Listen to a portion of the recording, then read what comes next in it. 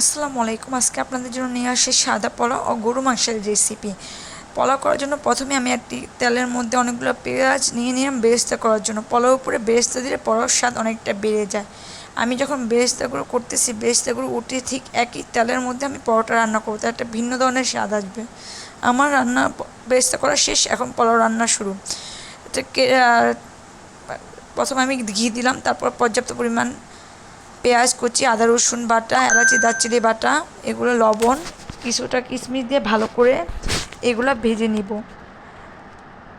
যত পোলাওটা চালটা ভাজা হবে তত পোলাওটাও ঝরঝর হবে এবং খেতেও খুব অসাধারণ লাগবে।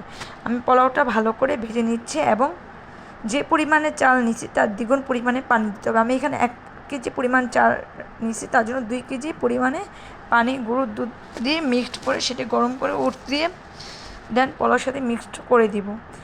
তার উপর দিয়ে কিছুটা পরিমাণে কাঁচামরিচ দিয়ে দিচ্ছি। কাঁচামরিচ দেওয়ার পর কিছুটা সময় নেড়ে ঢেকে দিব। ঠিক 5-10 মিনিট পর পর এসে নেড়ে দিয়ে 10 মিনিটের জন্য সে দমে দিয়ে দিব।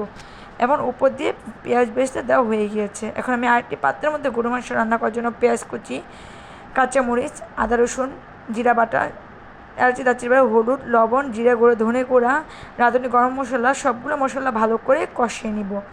কষিয়ে নিয়ে আস্তে এলাচি দারচিনিও দিব।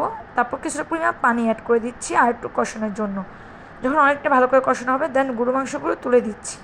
তো গরু মাংসের সাথে মশলাটা ভালো করে মিক্সড করে দেন কিছু সময় জন্য ঢেকে দিব।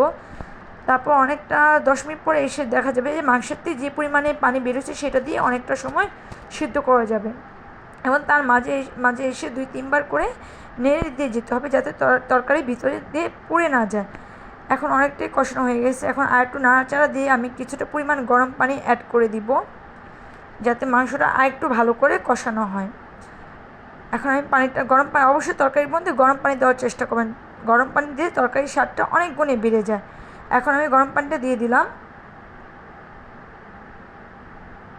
গরম পানিটা দিয়ে কিছুটা সময় জন্য নেড়ে আবার ঢেকে রাখবো আরও কিছুটা সময় ভালো করে সিদ্ধর জন্য। এখন আর একটু পরিমাণে পানি অ্যাড করে নিব, অনেকটা সিদ্ধ হয়ে যাচ্ছে।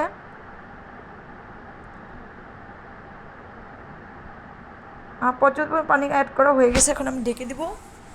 এখন অনেকটা আমার মাংস সিদ্ধ হয়ে গেছে, আলু দেওয়ার জন্য অনেকটাই প্রিপারেশন। এখন আমি আর 2-3 মিনিটের মধ্যে ঢেকে আলু দিয়ে দিচ্ছি। আলুগুলো মাংসের সাথে ভালো করে মিক্সড করে আবার কিছু সময়ের জন্য ঢেকে দিব। এখন অনেকটা হয়ে গিয়েছে, আমি সামান্য পরিমাণ পানি অ্যাড করে নিলাম। যে পরিমাণ ঝোল রাখবো ওই পরিমাণে পানি দিয়ে কয়েকবার নেড়ে তার উপর দিয়ে ঝোল কমানো। এখন আমি জিরা দিয়ে এটা নামিয়ে নিব। Thank you.